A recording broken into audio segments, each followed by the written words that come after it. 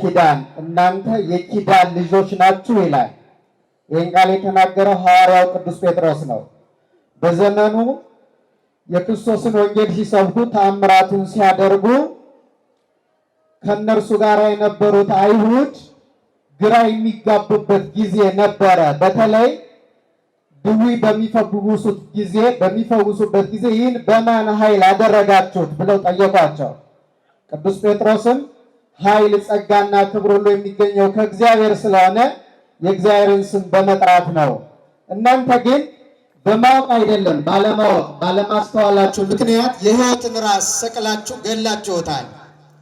እናንተ ግን ብታውቁት ኖሮ የነቢያትና እንደዚሁም ደግሞ የኪዳን ልጆች ናችሁ። እግዚአብሔር ለአባቶቻችን ለአብርሃም፣ ለይስሐቅ፣ ለያዕቆብ የገባው ቃል ኪዳን በተለይም ደግሞ ለአብርሃም በዘርከ ይትባረኩ ኩሎሙ አሕዛበ ምድር የአሕዛብ ነገዶች ሁሉ ባንተ ይባረካሉ በዘርህ ብሎ የገባለት የዚያ ቃል ኪዳን ልጆች ናችሁ ብታስተውሉና ብታውቁ ኑሮ አላቸው። የተወደዳችሁ እግዚአብሔር ልጆች እኛም እንዲሁ ነን። እግዚአብሔር ለአባቶቻችን የሰጣቸው የዚያ ቃል ኪዳን ልጆች ነን። የኪዳን ልጆች ከዓለመ መላእክት ጀምሮ እስከ እመቤታችን መምጣት ድረስ እግዚአብሔር ለአባቶቻችን ብዙ ቃል ኪዳን ገብቷል። ለመላእክትም ከድንግል ተወልዶ በእርሱ አርአያና አምሳል የተፈጠረውን አዳምን እንደሚያድነው ስለነገራቸው እርሷ የምትመጣ እስከሆነ አዳም ተፈጥሮ እሱን ለማዳን ከእሷ ተወልደ ተሰቅለ ሙተ ዓለምን ብታድን እንወዳለን አሉት መላእክት። እሷም ደግሞ ብትመጣ እህታችን ናት፣ በንጽህና በቅድስና የመላእክት እህታቸው እንላታለንና እሷስ ትምጣ ብለው መላእክት እግዚአብሔርን ጠየቁት ይላል አባቶቻችን። በቅዱስ ሚካኤል ክንፍ ላይ እመቤታችንን ሳላት ሊቁ ቅዱስ ያሬድ ሚካኤል መልአክ በክነፍ ጾራ መንጦላዕተ ደመና ሰወራ ብሎ ያመሰገናት በሚካኤል ክንፍ ላይ የሳላት የቃል ኪዳናችን ሁሉ ምልክት እመቤታችን ናት።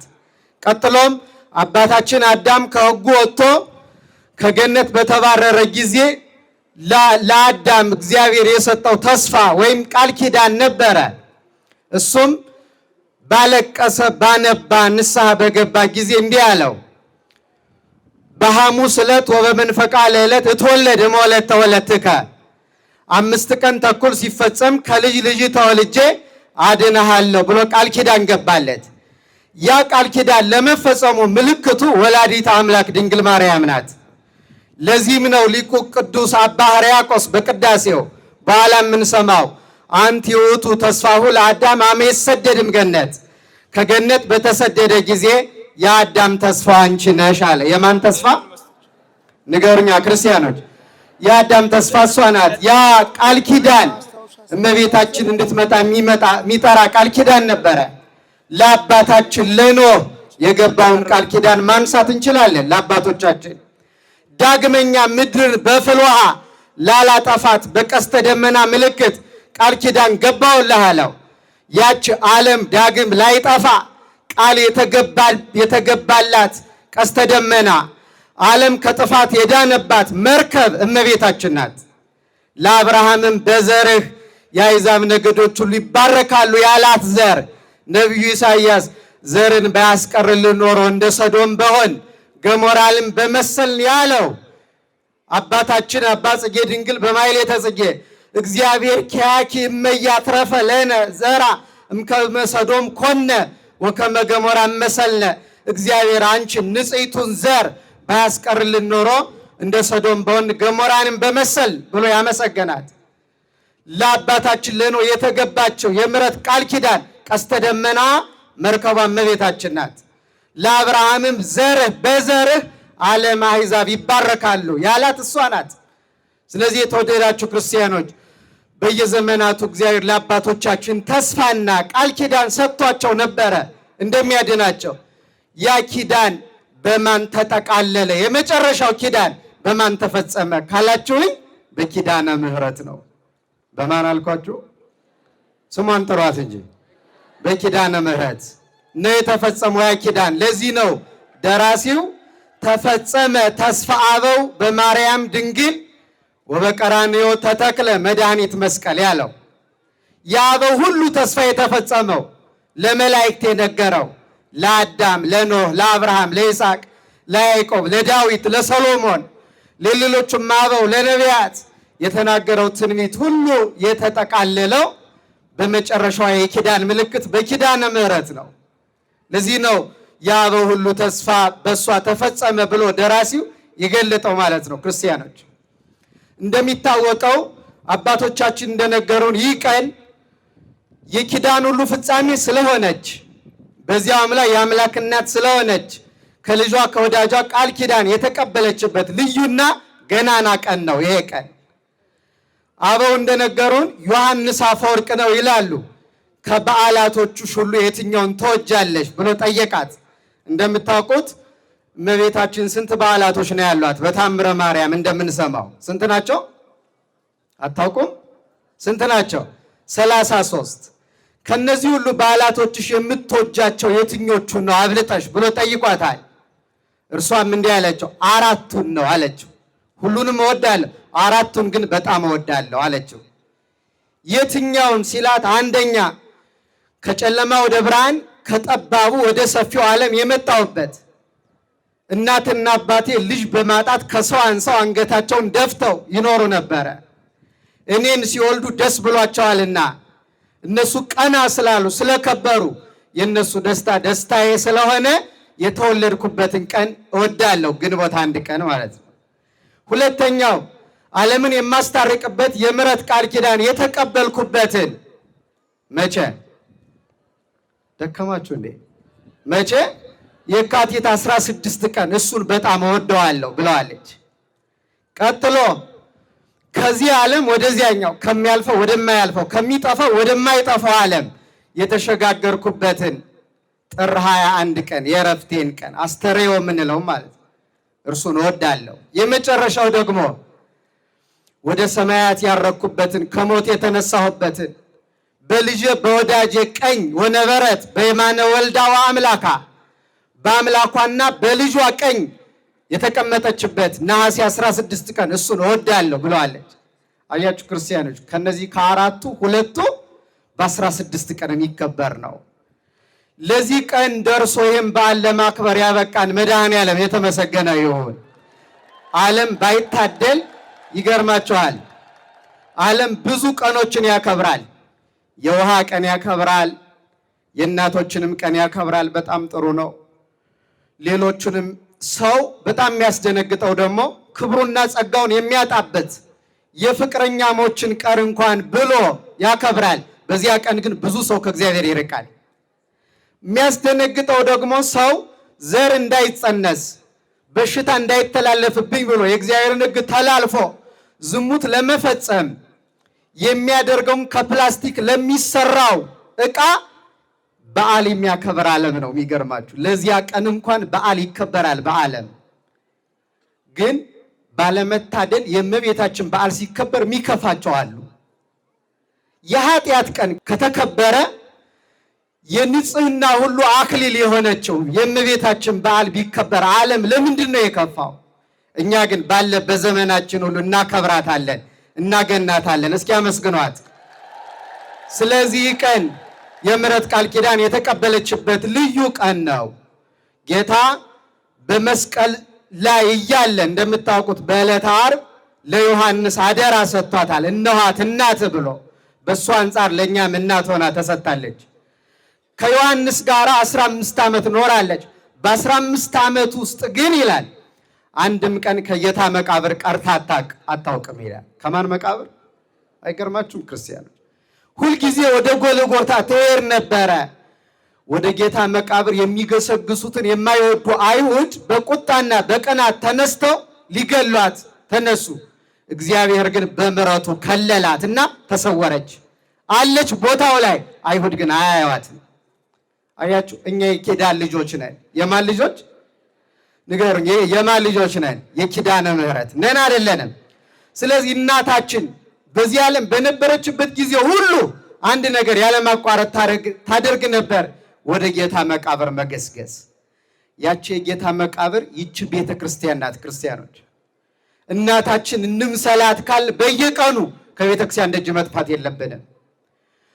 ወደ ጎልጎታ በመሄዷ ከመዓት ከመከራ ሁሉ እንድትሰወር አድርጓታል። ልጇ ከመከራ ከጥፋት ከብዙ ክፉ ነገር የምንሰወርባት የጌታ መቃብር ቤተክርስቲያን ናት። በቤተክርስቲያን ያኖረን አምላክ ስሙ ይመስገን። አስተዋላችሁ ክርስቲያኖች? ሁልጊዜ አትቀርም ነበረ እና እንዳትመጣ ብለው አይሁድ ጠባቂ ዘበኛ ወታደር በጌታ መቃብር አስቀመጡ። ያኔ እሱም ተቀብሮ ሳለ ወታደር አስቀመጡ። አሁንም ደግሞ ሰው እንዳይሳለመው ይሄን አደረጉ። እግዚአብሔር ግን የጌትነቱ ክብር እንዲከልላት እንዲጋርዳት አድርጎ ትሄዳለች፣ ግን አይሁድ አያዩዋትም። ለምን? እግዚአብሔር ከእርሱ ጋር የሆነለት ሁሉ በእግዚአብሔር በምሕረቱ ድንኳን ይጋረዳል። አምላካችን በምሕረቱ በቸርነቱ በይቅርታው ድንኳን ጋርዶ ከመዓትና ከመከራ እንዲያወጣን ቅዱስ ፈቃዱ ይሆንልን። እንደዚያ ታረግ ነበር። ልጇ መላእክት ያገለግሏት ነበረ። ልጇ በየጊዜው እየመጣ ይጎበኛት ነበረ። ቃል ኪዳንም ይሰጣት ነበረ። ሕይወቷን ይጎበኝ ነበር። ከዕለታት አንድ ቀን ግን በዚች ቀን ቅዱሳን መላእክት መጥተው ወደ ሰማያት አሳረጓት። በዚያ 4 ነገሮችን አየችላል። ይሄን አንስቼ አጠቃልላለሁ። ክርስቲያኖች ስንት ነገሮችን? አረ ንገሩኝ። 4። አንደኛ የጻድቃን ማደሪያዎችን አሳዩት ይላል። የነማን? የነ አብርሃም፣ የነ ይስሐቅ፣ የነ ያዕቆብ ከአዳም ጀምሮ የነበሩ በአጸደ ነፍስ ያሉ ቅዱሳን ሁሉ መጡና ሰገዱላት ይላል። ዓለም የሚሰግድላት እናት ነው ያለችን። ደጋጎቹ ከሰው ከአዝሪት ስንዴን ከአትክልት ወይንን ከሰው አብርሃምን ወደድኩ ብሏል እግዚአብሔር። ከሰው ወደድኩት ያለው አብርሃም መጥቶ ሰገደላት። አይገርማችሁ? ክብሯ ምን ያህል ቢሆን ነው? ምን ያህል ገናና ብትሆን ነው? ይሄን ያልገባው አያውቀውም፣ የገባው ነው የሚያውቀው። የሚገርማችሁ ያዕቆብ ዘስሩግ የተባለ የቤተ ክርስቲያን አባት ምን አለ? የእሷን ክብሯን ከመናገር አለ ፀሐይን ከነ ብርሃኗና ከነ ሙቀቷ መሳል ይቀላል አለ። አሁን ፀሐይ ላይ ናችሁ እናንተ። አሁን የፀሐይን ሙቀቷና ብርሃኗን መሳል ይቻላል? አረ ንገሩኝ ክርስቲያኖች፣ ይቻላል ወይ? ግን የእሷን ክብሯን ከመናገር ይሄን መሳል ይቀላል። ይሄን ብርሃን መሳል፣ ይሄን ሙቀት በስዕል መግለጽ ይቀላል ክብሯን ከመናገር። አንድ ዲዮናስዮስ የተባለም ቅዱስ እንዲህ አለ፣ እኔ አለ ሐዋርያት ባያስተምሩ ይኖሮ ሰው መሆኗን እጠራጠር ነበር አለ። እመቤታችንን እኮ ነው። ምን አለ? ሐዋርያት ከሰው የተወለደች ናት ያናና የኢያቄም ልጅ ናት ባይሉኝ ኖሮ አለ ሰው አትመስለኝም ነበር አለ። ወይ የሰማይ ኃይል ወይ መልአክ ነው እንጂ በጭራሽ ሰው መሆኗን እጠራጠር ነበር አለ። እንዲህ ያለው ለምንድን ነው? ክብሯ ገናና ስለሆነ። አታከብሯት? ተመልከቱ ክርስቲያኖች፣ የጻድቃንን ማደሪያዎች አሳያት። አብርሃም፣ ይስሐቅ፣ ያዕቆብን አየች፣ ደጋጎቹን አበው ሁሉ። ከዛስ እንዲህ አሏት፣ አንቺን ከስጋችን ስጋ ከአጽማችን አጽም አድርጎ የፈጠረ ከኛ እግዚአብሔር የተመሰገነ ይሁን አሏት። አንቺን ከኛ ባይፈጥር ኖሮ ድነታችን በምን ይመጣ ነበረ? ባንቺ ድነን ከጥፋት ወደብ ሆንሽናል። አንድ ሰው በመርከብ ተሻግሮ ወደ ወደብ ይደርሳል። ከዚያ በኋላ ወድቃለሁ ባሕር ውስጥ እጠልቃለሁ የሚል ስጋት የለበትም። ዓለምን መርከብ ሆና አሻግራ ለወደቡ ለጸጥታው ያበቃች እመቤታችን ናት። አንደኛው ይሄን አየች። ሁለተኛው ደግሞ ወደ ልጇ ወደ ክብሩ ዙፋን ገባች። እጇን ይዞ ወደ ውስጠኛው የብርሃን ሀገር ወደ ውሳጤ መንጦላይት አስገባት። በክብር ዙፋን አስቀመጣት። ዓይን ያላየውን ጆሮ ያልሰማውን በሰው ልቡና ያልታሰበ ለወዳጆቹ እግዚአብሔር ያዘጋጀውን ክብር እንደሚሰጣት ነገራት። 2 ሶስተኛ አባቷ ዳዊትን በነቢያት በመላእክት ተከቦ እንደ ግድግዳ ዙሪያውን ከበው እርሱ በመሃል ሆኖ ሲያመሰግን አባቷ ዳዊት ምን እያለ? ወትቀውም ንግሥት በየማንከ በአልባሰ ወርቅ ውጽፍት ወሁብርት ስሚ ወለቴ ወሪ ዋጽሚ ይዝነኪ ርሲ ይዝበኪ ወቤት አቡኪ እስመ ፈተወ ንጉሥ ስነኪ እስመ ውእቱ እግዚእኪ። ንግሥቲቱ ወርቀ ዘቦ ግምጃ የወርቅ ልብስ ለብሳ ደርባ ተጎናጽፋ በቀኝ ትቆማለች። በክብር በንጽህና በቅድስና አጊጣ ልጄ ሆይ ይላታል ዳዊት። አባቷ ነው በሥጋ።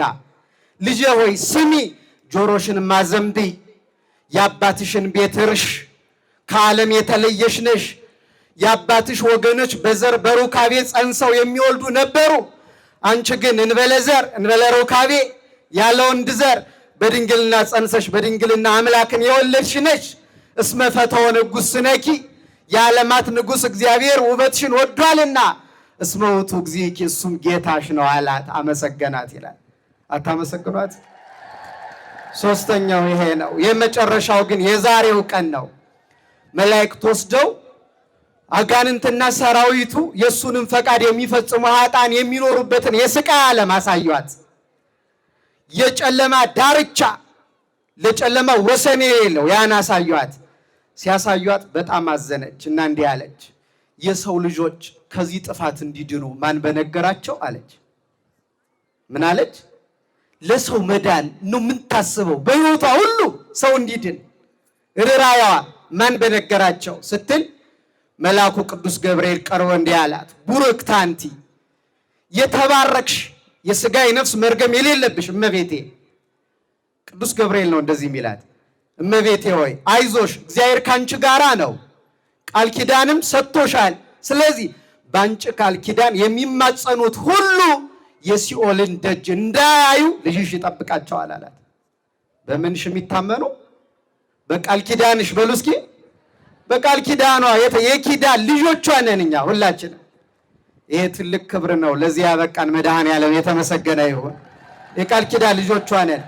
ከዛ ያን ሰምታ ፈጣሪዋን ልጇን እንዲህ ብላ ለመነችው፣ ልጄ ወዳጄ፣ ፈጣሪ ጌታዬ፣ አምላኬ፣ መድኃኒቴ ሆይ እባክህ በእግዚአብሔር አብ አባትህ በክርስቶስ ስምህ ሕይወት በሆነ በመንፈስ ቅዱስ ባጠቡ ጡቶቼ፣ ካንተ ጋር በተንከራተቱ እግሮቼ፣ ባቀፉ እጆቼ፣ በሳሙ ከንፈሮቼ ያለ ሕማም ያለ ምጥ ያለ ድካም ከኔ በመውጣት በተኛበት በረት በተጠቀለልክበት ጨርቅ አማጽንሃለሁ።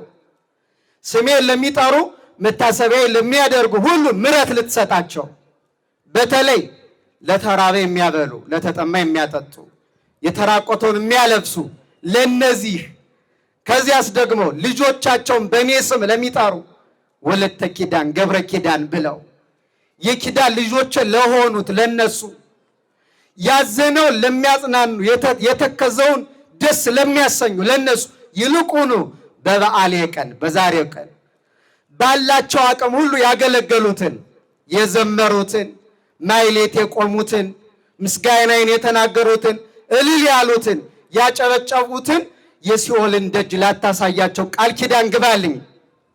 አይገርማችሁ? እንኳን ደስ ያላችሁ ምዕመናን።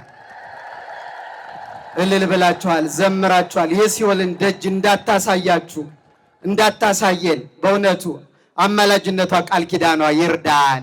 እንዲህ ብላ ለመነችው። ከዚያ እንዲህ አላት፣ የገባውልሽ ቃል ኪዳን ላይታበል ላይቀር በራሴ ማልኩልሽ አላት።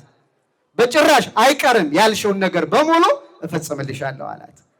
ይህን ቃል ኪዳን የተቀበለችበት ቀን ነው። በዚህ ቃል ኪዳንም እንኳን ሌላው ሰው ቀርቶ 78 ነፍስ የበላው በላዔ ሰብእ ስሙ ተለውጦ፣ የሚገርማችሁ በእርግጠኝነት ስሙ ሌላ ነበር። 78 ነፍስ ስለበላ ግን ስሙ ተለውጦ ምን ሆነ? ሰው በላ ተባለ። የቀረው የለም፣ ሚስቱን፣ ልጆቹን፣ ሁሉንም በላ። በጣም አንድ ነገር ማስተዋል ያለብን ክርስቲያኖች፣ ሐሳቤን ለመጠቅለል በሃይማኖት ስንኖር በእውቀትና በማስተዋል መኖር አለብን። በተለይ በዚህ ዘመን ያለን ምዕመናን ባለማወቅ ብዙ ጥፋቶች ወደ ሕይወታችን ይመጣሉ። አስተውሉ። በጣም ይህ ሰው ለዚህ ሁሉ ፈተና የተዳረገው የእውቀትና የማስተዋል ችግር ስለነበረበት ነው። ለምን ካላችሁ ሰይጣን መጥቶ እግዚአብሔር ልጅን ሰዋልኝ ብሎሃል አለው እና ልጁን ሰዋ፣ ከዚያስ ቅመስልኝ ብሎሃል አለው። አስቡ እንግዲህ ይህ ሰው አሁን የአብርሃምን ታሪክ ያውቃል፣ ግን በተሟላ አያውቅም። አብርሃምን እግዚአብሔር ልጅን ሰዋልኝ አለው እንጂ ይስሐቅ ግን ታርዷል እንዴ? አረ ንገሩኝ።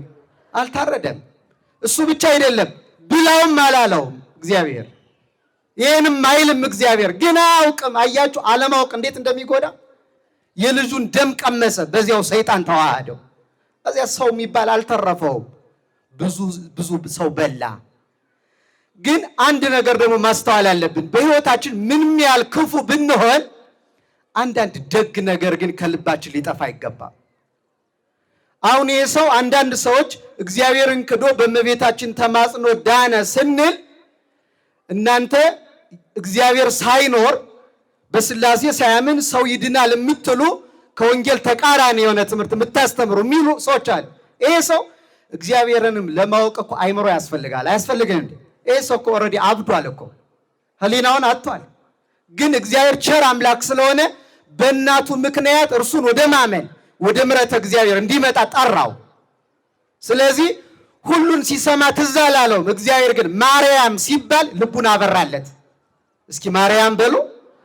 ስለ ማርያም ብሎ ዋ ሲለምነው ያ ሰው ይህኔ ልቡን ያነቃው እግዚአብሔር ነው። የቃል ኪዳኑ መነሻ እሱ ነው። ይችንማ አውቃታለሁ አለ። እስኪ በሉ ይችንማ አውቃታለሁ አለ።